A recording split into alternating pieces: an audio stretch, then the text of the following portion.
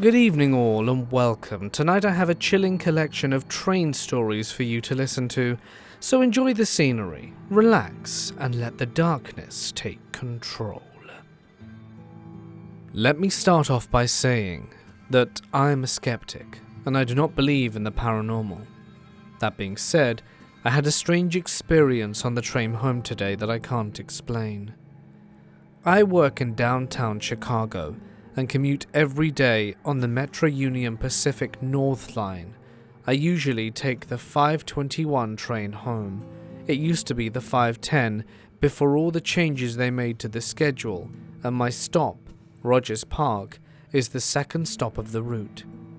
For those of you who don't know, Metro trains have a door in the middle of each car with a small vestibule, and doors going towards the front half of the car or the rear half of the car.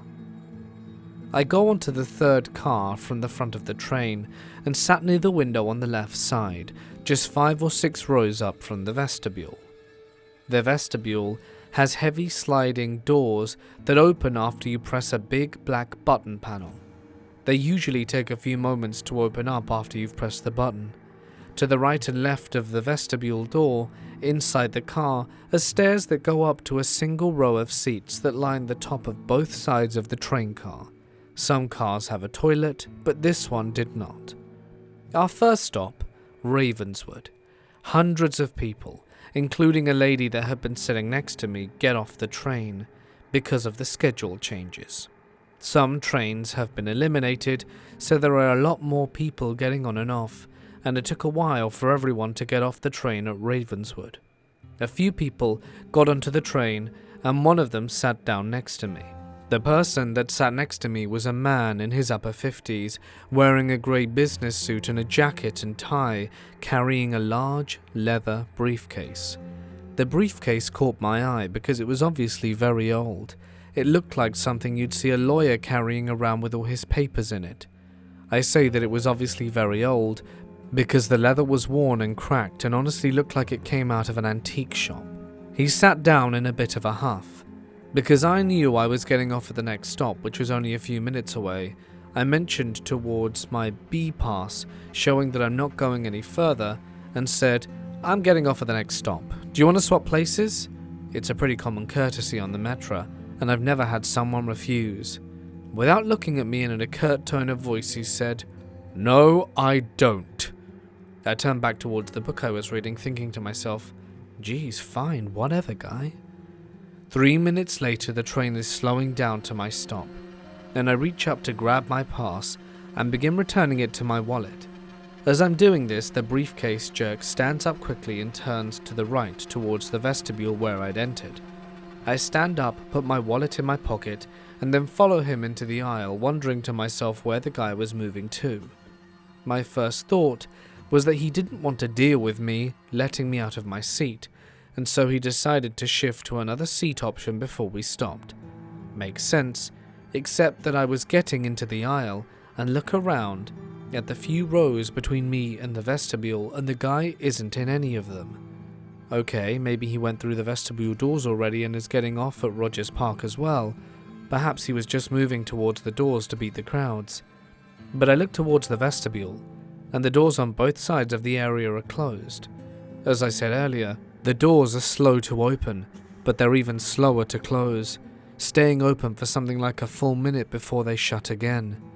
Besides the door being closed, there were also 2 people standing in the aisle between myself and the door.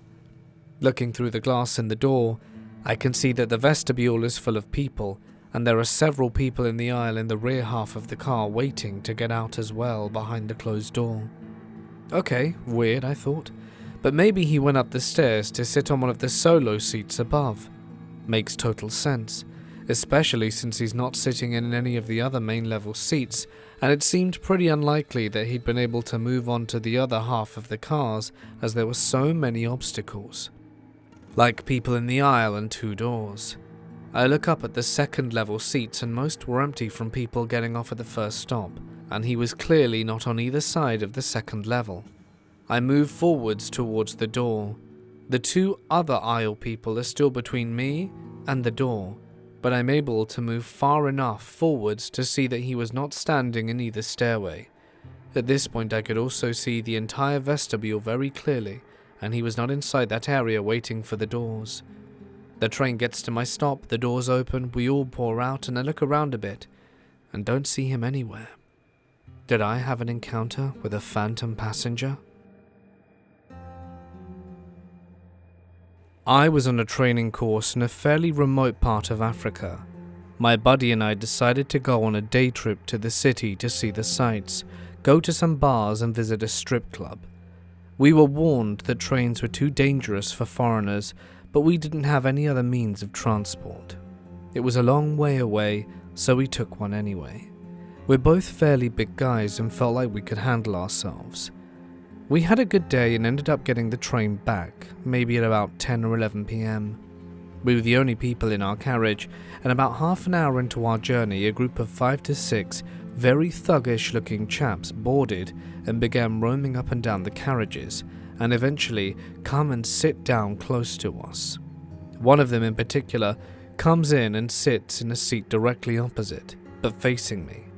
As he sits down, he stares at me and slips a knife into his waistband. Now at this point I was concerned, but I also had a knife on my belt and pepper spray in my pocket, so I decided to address the situation head on.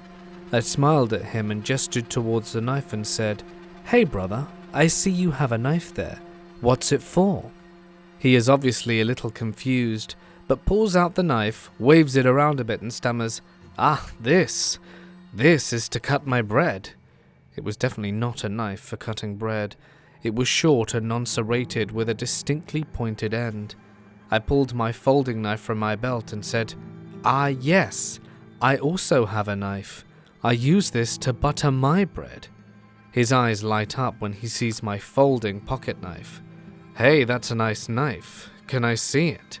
And without waiting for an answer, he comes over and sits beside me. I then joke that I can't let him see my knife unless he gives me his knife, so we do this awkward little exchange where we both kind of wave them around a bit, both scared to let go before we have the other's knife. He admires my pocket knife and plays with it a bit. I look at his wooden-handled stabbing implement. The tip really had been crudely sharpened as such. Then we do another awkward exchange, all the time joking around and laughing. We proceed to have another 5 to 10 minutes of chatting and joking before his buddies get up. He shakes my hand and they leave the train at the next stop. I was left feeling good about the situation indeed. I was pretty elated about being so close to getting robbed, but instead, it having been turned into a humorous encounter. That's when I checked my pocket and discovered my phone missing. The guy used the distraction of the knife to pickpocket me. Just an old Nokia, but still, the barstool. I have to hand it to him, I didn't feel a thing, and he kept up the patter the whole time. It was about as pleasant an experience as getting robbed ever can be. A couple of years ago, I was solo backpacking in France. I'm a 21-year-old female, or at least I was at the time, and made the trip out to Versailles from Paris. You have to take 2 separate trains to get both out there and get back. I got on my first train heading back from Versailles, and my phone was at 3% battery, so I had it on airplane mode and low power, but I had my headphones in without anything playing to deter people from approaching me. John didn't care.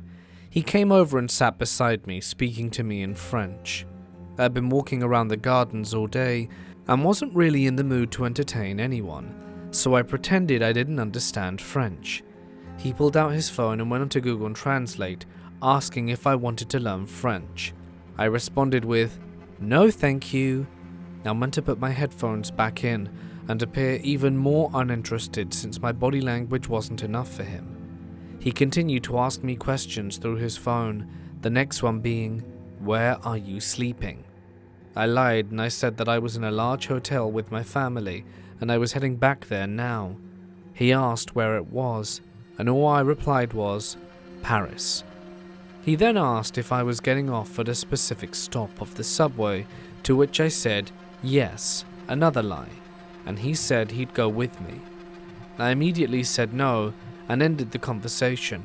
I got my headphones in and completely closed him off from talking to me, which prompted him to leave me alone for a few minutes. He then got a phone call and said to his friend, "Yeah, I'll get off at that stop. You go to this stop." This set off the danger alarm in my head, because the stop he was referring to was the actual stop I was getting off at. We got to the transfer station, he got up and then off the train, and waited for me at the doors. I took my sweet-ass time getting up and making sure I had everything, to the point that it was very obvious I was doing it on purpose. He then left to get on another train, and I slowly made my way off and to the next train. I mean painfully slow. I got on the train at the very front and was watching everyone around me to make sure no one was being suspicious or watching me, to the point they probably thought I was on something. When I get to my stop, I'm watching the people going on and off, as well as everyone on the platform, but I see no signs of him or anyone paying much attention to me. We get at the stop, I get off with the crowd and turn the corner, and he's there with 4 friends scanning everyone coming out. I turned around so fast and went in the exact opposite direction, taking my hair out of my bun and trying to change my appearance as much as I possibly could. As soon as I got out of the train station, I ran back to my hostel and refused to leave unless I was with one of my roommates. Last summer, my boyfriend and I were camping on the beach with our dog on the bay in the Pacific Northwest. There is a set of train tracks that runs along the edge of the water through the town. Where we were camped was near a weeping willow tree at the bottom of a dead drop, with the tracks about 40 to 50 feet above us. We had a fire going, and throughout the night we could hear a train coming and going every hour or so. It was close enough that you could almost feel it in the ground, shaking the tracks, and wheels pumping and screeching and whistling, loud enough that sometimes we would plug the dog's ears. At one point in the night, when the fire was starting to die down to luminescent coals, it had been nearly 2 a.m., we heard a train above us as usual. There are blackberry bushes in thick clusters right along the edge where the tracks run, so we could sort of see the train through the bushes, but not directly. The movement was visible though, clear as day. There was the train chugging on by tons of steel going on at high speed. It was as plain as could be. As it went past, one car at a time, it was like as soon as the last car went by, poof, the train was gone. I mean, the train flat out wasn't there anymore. Every other train that had passed, we could hear it. We knew the path the tracks take well. It follows the water, which means about 2 minutes after passing us, we should have seen it again in the distance as it went along the water's edge. We all heard all the other trains fade off as they continued down the tracks, usually blaring their horns the entire time, because there are crosswalks and intersections, so all the conductors would make use of their horns. But it was more than just the horn. Everything just stopped. The eerie silence that followed was almost startling from the pure shock of having something so real and unquestionable in front of us, and to have it just disappear. It was a normal train. I thought I had to have imagined it until my boyfriend looked up at me and said, "What the hell just happened?" He said the same exact thing. He says the creepiest part was the shock of the silence because it was just there. I've tried to think of explanations. It wasn't windy at all that night, so there's no chance we just didn't hear it as it faded out. Does anyone have any idea on what could have happened? I would love an explanation.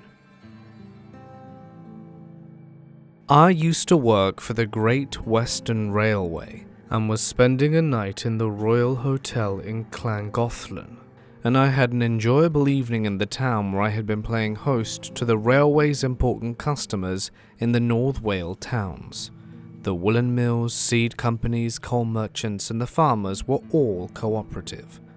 After the years of wartime austerity, it was almost like the old times, to be served jugged hare supplied by the station master from an undisclosed source, and then go on to a fruit salad with real cream before finishing with excellent port and brandy from the Great Western Railway's director's cellar, to which I was privileged to have access to. With the end of the Second World War in Europe, it had been decided that the railway should make an effort to win back the goodwill of the pre-war customers. The spectre of competition from road transport had loomed over the railway's freight operation in years just before the outbreak of the war. It was feared that this competition might grow now that hostilities had ended. My stomach was still unused to such rich food, and when I had reached my bedroom, my first action was to rummage in my case for the blue bottle of milk of magnesia tablets that I kept for gastric emergencies. I soon found the bottle, but only one tablet was left inside, and I knew I would inevitably spend a restless night. Angry with myself, I walked to the window and looked down on the town. Thunder still rumbled around the hills, and there were distant flashes of lightning. The rain poured down, typical for Wales, as it had done since the early afternoon, and the River Dee was in spate, the newly revived gaslights faintly illuminating its rushing waters. Beyond the bridge I could see the railway station. As I watched, the duty porter walked up to the platform, extinguishing the lamps, a cape thrown over his shoulders against the downpour. I half drew the curtains on the stormy night and undressed. Once in bed, I soon fell to a sleep, made uneasy by my churning stomach and the hot, thunderous night. Some time later I awoke, realizing I needed to visit the lavatory, and it was becoming imperative. Still half asleep, I donned slippers and a dressing gown and walked unsteadily down the corridor to the bathroom. I returned shortly after, more comfortable but still half asleep, and I was about to get back into bed when I realized I had forgotten to put my shoes outside the door for cleaning. As I retrieved them from the foot of the bed, I heard a strange sound from just outside the window, a soft whoosh as though a large bird had passed close by at speed. I parted the curtains and looked out, and although thunder still rumbled, it was more distant and the rain had stopped. The clouds had parted, and for a moment I saw a full moon shine down on the scene. My attention was immediately drawn to a shadowy figure on the station platform, a strangely hunched shape that looked a little like that of a bent-backed old woman. It was standing by the signal box, but what could an old lady be doing on the station at such an hour? I rubbed my eyes, and when a moment later I looked again, I saw that the creature had now stretched to its full height and had unfolded an enormous pair of wings from its shoulders. This must be a dream, I thought, shaking my head in an attempt to wake myself up. At that moment, the moon disappeared behind the cloud, and the scene was dimmed. An instant later, moonlight bathed the landscape again. The station was empty, but a weird shape glided above, silhouetted against the sky with its wings outstretched. Flapping them lazily, it flew off over the river, following the downstream towards the village of Trevor. I was now fully awake and pinched myself to be sure. Perhaps it was a waking dream where reality merged with the world of sleep. The moon had become screened again by yet another storm cloud, but a brilliant flash of lightning revealed that the station and the town now appeared empty of people and monsters. I returned to my bed as a loud thunder rolled over the vale. I slept, undisturbed by the continuing storm, until morning. I realized that something was amiss as soon as I drew the curtains. It was just before 7:30 in the morning, and a train should have been standing at the station ready to leave for Wrexham with its usual clientele of work people and school children. Plenty of people were thronging the station, but they appeared excited and confused, clustering around a porter at the entrance. I shaved and dressed quickly and walked briskly over the bridge to the station. In the booking hall I found the station master, who broke away from the group of school children when he saw me approaching. "Goodness, Mr. Davison, I'm afraid that in all the excitement I quite forgot you were here. There's bad news. Downchester Mail. It's been a derailment at Sunbank. The canal burst its bank and washed the line away." "Was anyone hurt?" I inquired. "Just the driver, and he's dead, or so I'm told. The train rolled down the embankment, and it will take some days before the line's working again. Dreadful it is, sir, dreadful. I often thought of my strange dream, but never mentioned it until many years later, when my grandchildren began demanding creepy stories at bedtime. And the tale of the flying grandma became a great favourite with my grandchildren. One day my son-in-law Gareth, who was Welsh, overheard me telling me the story and interrupted. "That's the Grachir Raven you're speaking of." That's what he said to me, that she's a banshee who comes to warn when death is imminent, but it's more usual for her to visit the toffs who have lived in their stately homes or castles for generations, that she beats her wings at the windows, and that's when you'll see her hideous face looking in. Gareth had always been a railway enthusiast, and he was a member of the Flint and Deeside Railway Preservation Society. In 1975, they had set about reinstating the now closed railway line between Llangollen and Corwin, intending to run it as a steam heritage railway. He spent much of his spare time helping get the railway running again. The team of workers came from all over England and Wales and were of widely different ages and backgrounds. Members were keener than Frank, an elderly former Great Western Railway driver who also proved to have remarkable skills as a brickie. Thus, soon after the society had taken over the lease on the trackbed, Frank and Gareth were in Brewen Tunnel, replacing the brick facing the western end of the tunnel. It was a damp and gloomy job. Before they started, Frank told Gareth the story of a policeman who once pursued a housebreaker into the smoky depths of the Brewen Tunnel and was narrowly mowed down by a train. Presumably the robber escaped, Frank went on, that it was a fearful place for engine crew too, especially in the old days when they had less protection in the cab and the locomotives were more likely to stall. That it was a stiff climb up from Brewen Station on slippery rails. It was no joke for passengers either. If the windows got left open, the coaches would fill with smoke, so you couldn't see across them, and the ladies would complain of their dresses being spoiled. What's more, the tunnel is narrow, low and twisting, with bare rock only inches above the chimneys of big locomotives, so there was always a chance of blowback if you were rough on the regulator. We were careful to stand well back from the firebox door.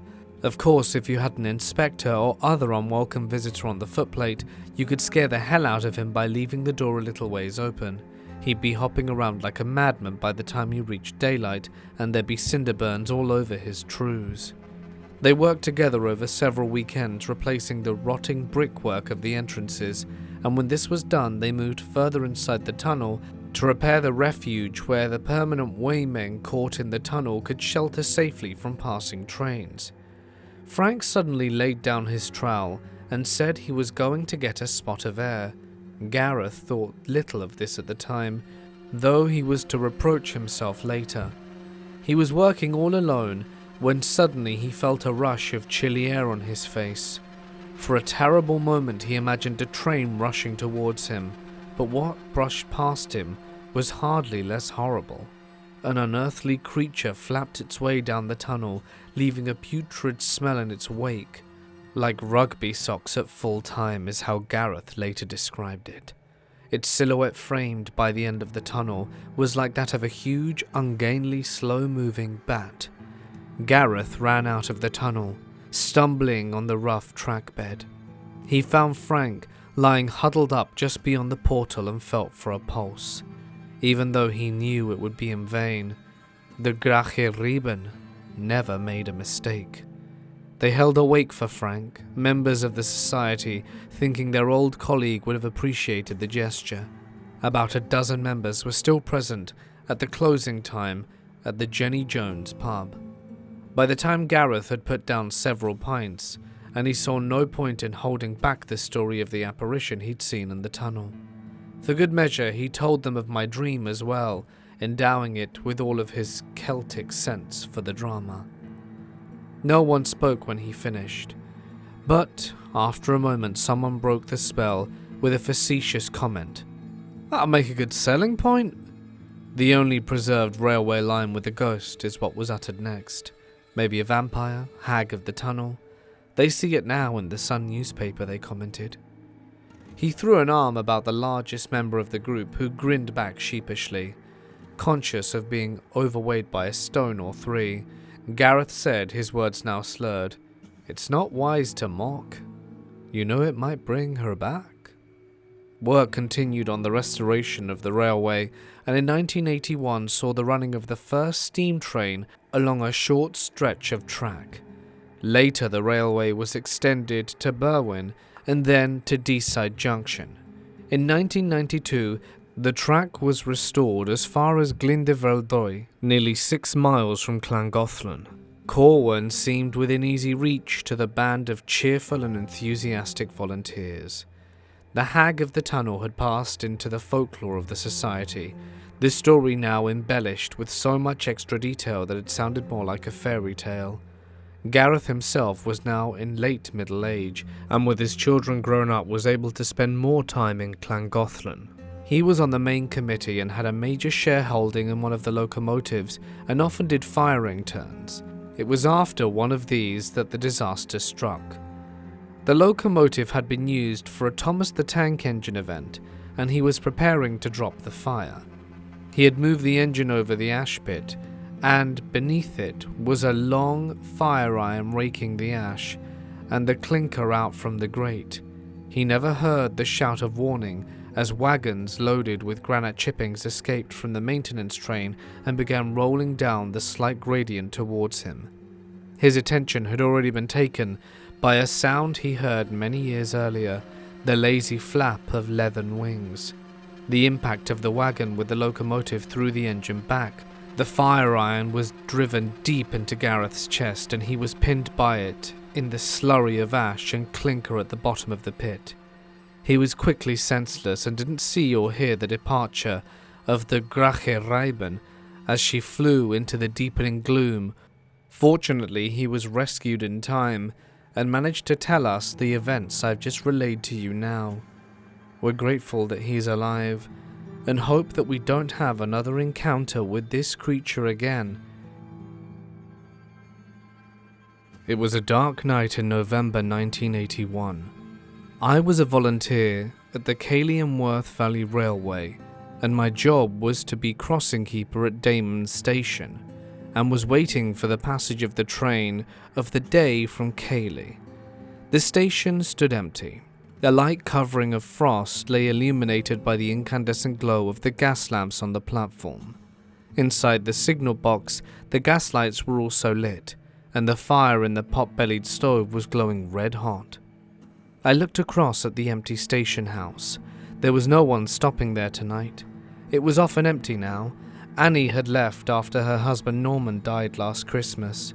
The nearest life was the main Halifax road, about 1.5 miles up the hill. What a lonely outpost, I thought. At least I had already brought in the lamp from the up-home signal. I had just to see the last train up the hill, then lock the gates, bring in the gate lamps and have the down-home lamp, lock up the signal box and go home. Where was the train? It should have left Cayley 5 minutes ago. The clock ticked away, ever so slowly it seemed. From my couch I glanced up at the line towards the loop. I couldn't see the loop box from the cutting, just the rods of the loop down the starter signals and my own reflection in the glass. But what was the shadow behind me looking into the box? I froze. At least the door was bolted. The shadowy figure moved off down the platform, or so it seemed from the reflection. I pulled myself together and dashed out the door. "Who's there?" I expected to hear the voice of one of the local travelling lads run off, but not a sound. A shiver shot down my back. I lit a cigarette and went back into the box, bolted the door and sat down again. Where was the train? I looked up the line again, and all I saw was my reflection, and then that shadowy figure again. It was clearer this time, and appeared to be wearing some sort of railway uniform. It certainly had a peaked cap but no visible face.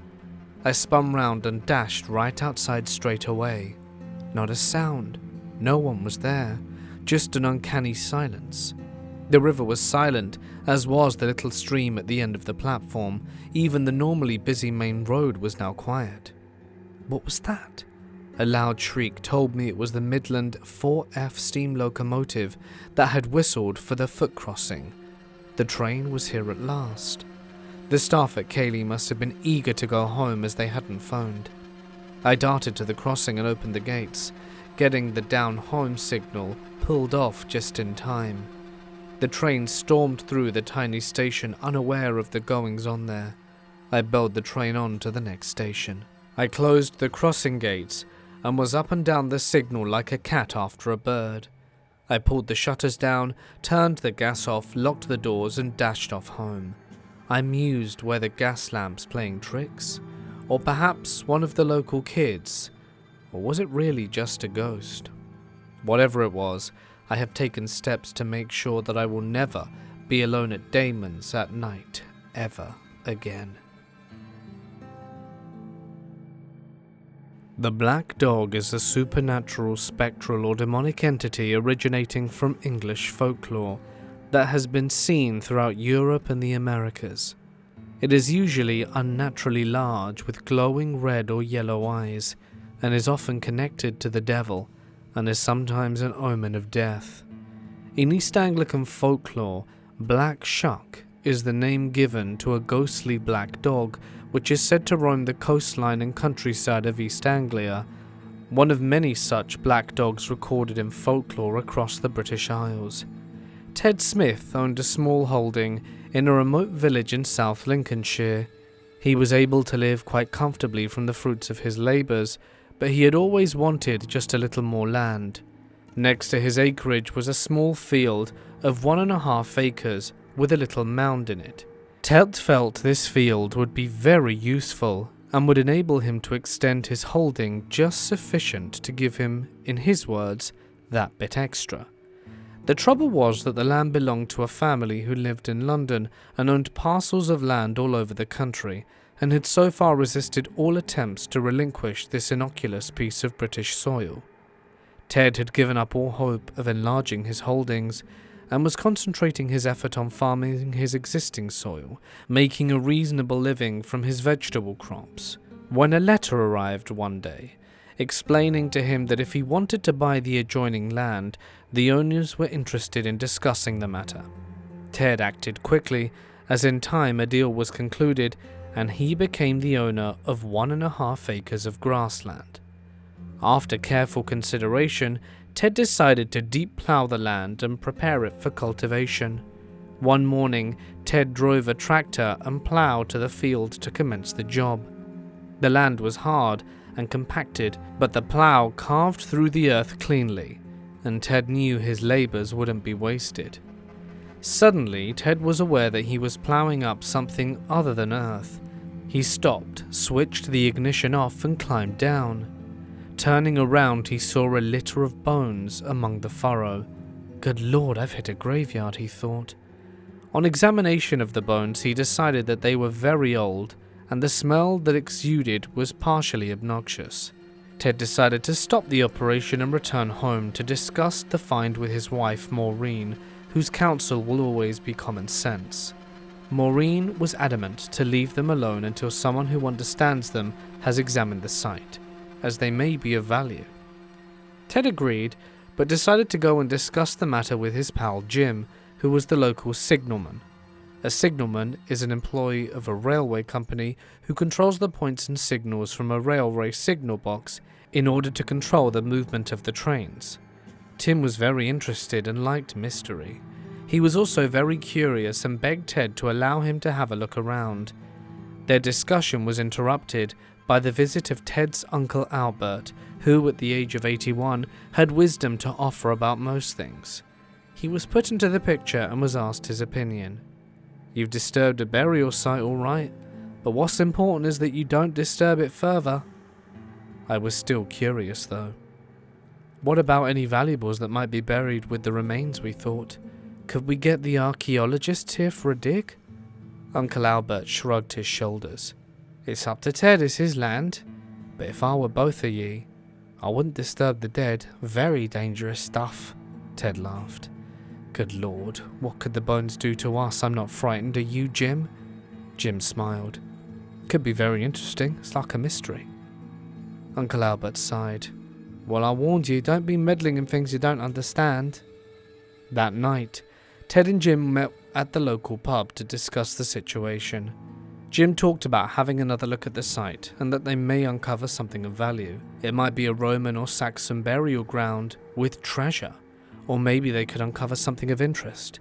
Ted finished his drink, and they discussed that it would be best not to share this with anyone before the whole village wanted to dig it up. The following morning, Jim was free, and the two men stood looking at the bones. They remarked that they smelled a bit, and then they felt an inexplicable shudder. There was something unpleasant about the whole affair, but yet they persevered to see what else they could find, and the two men began digging amongst the scattered bones to find other signs of interest. The work was hard and the sweat ran off their brow, and they took great care and were concentrating on the small area, trying hard not to tread on the bones. After a lot of work, they found that they were uncovering a more or less intact skeleton. As they uncovered it, they found that they were looking at not a human but an animal, not a cow or horse but the size of a sheep or goat. With continued care, they exposed an intact skeleton and discovered it looked a bit like a large dog, but the head was flat and large, resembling a Labrador or Retriever. Jim then offered to take the skull and show it to the local vet Dave, and that he should be able to tell them what it would be. Tim agreed, and they went to have a cup of tea. Maureen was getting in touch to the museum to have experts come in and check it out. By early morning, Jim was on duty in the signal box. He had the skull in a plastic bag ready to consult Dave Smith, the local vet, when his shift ended. During a lull in rail traffic, he opened the bag and had a good look at the object. It was hideous and awesome. It must have been a large animal. The jaws were large and powerful. Jim shuddered and returned it to the bag. Somehow he kept thinking about the whole affair, and he wasn't sure any more about the skull. Should he have moved it? When his shift ended, Jim made his way to Dave's surgery. Dave examined the skull and sucked his teeth. Must have been something big. I'd say a dog, but it's very, very old. That's as much as I can say. And resolved that it was probably best to put the animal back. No point disturbing the dead. That night he wasn't able to sleep, and it was only after taking aspirin tablets that he was able to get any rest at all. He was to commence night shifts and was not looking forward to that, not with these strange thoughts crowding and worrying his mind. At lunch he went down to the pub, hoping to meet Ted, and after 2 pints he felt a bit better and Ted arrived. He didn't say much but agreed that he had some weird thoughts and wondered whether they were really due to normal depression or the influence of the discovery. Both men felt better for the chat and company, and they had discussed Dave the vet's opinion, and Ted asked where the skull was now. Jim told him, and Ted said to go get it and put it back, and that they'll cover it up until the museum comes to find out. Jim agreed, and later that afternoon Jim arrived at Ted's house, and to their shock they discovered the bag with the skull in it was gone. That night Jim was a bit happier and didn't think about the previous worries. He was busy and time was passing quickly. At around 11 p.m. he was aware that the winds were getting up and was buffeting the wooden signal box. The location of the box was remote, about 1.5 miles from the village, but the line was busy and the box controlled the junction, so any signalman had to have his wits about him. He was reading the daily newspaper and enjoying a cup of tea. The wind seemed to have dropped and everything seemed peaceful, when he was aware of a noise outside the box. Jim thought, hello, is someone here to keep me company? And went to the door and looked down the steps. The night was cool, and a chill breeze made itself inside. He shivered and was about to turn to go inside when he saw a shape. He gasped. It was a large black dog, with a malevolent gaze. Then it bayed, and Jim was stricken with terror. He leapt back into the cabin, locked the door, sank into his chair and tried to compose himself. He fancied he could hear the thing moving around outside, and was glad the door was locked. He wondered whose dog it was, as he'd never seen it before. Luckily there was no more traffic on the line for the time being, He smoked incessantly until dawn lit up the sky, and then cautiously looked around. He felt better. His relief came up the steps, and asked if everything was alright. Jim said it was and went home. When he had his breakfast, he went to the shed, opened the door, and was nearly knocked out by the overpowering smell. He began to tidy up and look for the plastic bag, but there was no sign of it, and he couldn't figure out where it had gone. Then a thought occurred. His Uncle Albert often came to borrow various gardening tools, and perhaps he's got it. So he decided that he would go ask him. After dinner, the sun shone and Jim cycled down to his cottage, situated near the railway, but the old man wasn't in. Jim looked at the windows to see if he was around, but there was no one there. That night the weather worsened, the wind blew up a gale, and it poured, and Jim heard noises on the steps which he investigated, but no one was there. Then his next train was belled, and he accepted it into his section, setting the signals. As the diesel with the oil tank train slowly passed the box, he suddenly heard a noise outside. He looked out, and there was the animal again, the great yellow eyes and the epitome of evil in its gaze. He slammed the cabin door, only to hear the hurried application of the train brakes. He could see the flashing tail lamp of the oil train which had stopped. Something had happened. He threw the signal to danger and belled the message on and tore down the steps, his lamp and red flag in hand. The guard of the oil train was running towards him. Tim shone his torch. The man's face was ashen. "An old man. He threw himself under us. He must have done." Tim ran to the scene. There, under one of the tankers, was the body of Uncle Albert, and clutched in his hand was the plastic bag containing the splintered remains of the animal's skull. Me and my best friend, who were both 22 at the time and female, spent 3 months backpacking Europe. We had checked out of our hostel and decided to make our way to the international train station to wait for our night train. We had to take 1 or 2 trains to get to the big train station from where we had been staying. It was in a relatively isolated area and just highways and gas stations nearby. We prefer to get to the train stations or airports early to get our tickets and make sure we don't miss our train, and also don't like walking about with our bags for hours. We had a 5-hour wait for the train, so we were both just sitting on the bench passing the time on our phones. Around an hour after we arrived at the train station, a police officer came up and asked us what we were doing. I politely explained that we were waiting to board the night train. He asked to see our tickets, and I said that we don't have tickets, just our railway passes. He looked at our passes and told us we still needed to purchase tickets, as some trains require pass holders to pay a reservation fee, although I had researched the train we were catching and it did not require any reservation of any kind. He told us to come with him, so we gathered our bags and followed him to the ticket office. He told the clerk that we wanted to purchase 2 tickets to Bucharest. I explained that we didn't need tickets and that our final destination was Budapest. He wouldn't listen and kept insisting we purchase tickets. Finally, the lady in the ticket office looked at our passes and printed us something like a seat assignment, which seemed to satisfy him. The officer told us that we needed to wait in a different area since we were catching the night train, so he took us to a closed-off room with some chairs and told us to stay there. He left and we breathed a sigh of relief, thinking the interaction was over. It was really scary being in a foreign country and having a police officer yell at you. We thought we might get stuck in Turkey. We began watching a movie on my laptop to pass the time. About an hour after, we went to the new waiting room, and the same officer comes in and tells us we have to move again. He says to follow him, so we do, and he starts asking questions like what we're doing in Turkey, how do we know each other, and other stuff. Questions any border controller would ask. He escorts us back to the outside bench we had been sitting on originally, and asks to see our passports and tickets for the second time. We show him, and he points out which terminal our train will leave from. He stands by us asking questions for a few minutes, then leaves. This happens 2 or 3 more times. He comes and tells us we have to move and asks the same question and looks at our passports. At this point, we're terrified we're going to be detained and not make our train. It's nearly time to board our train, so we decided to head over to the terminal. On our way there, he intercepts us as we are about to get on the escalator. He grabs my arm hard, and I look at my friend horrified. He looks at my friend and tells her, "You go on," and points to the escalator.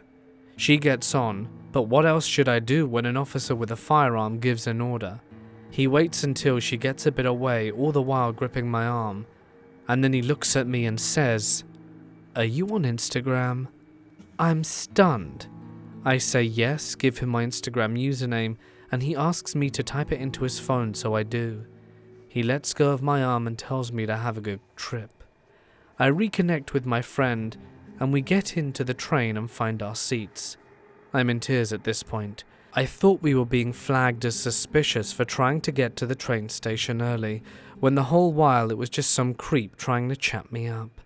He followed me on Insta and sent a message along the lines of, "What's up, do you remember me?"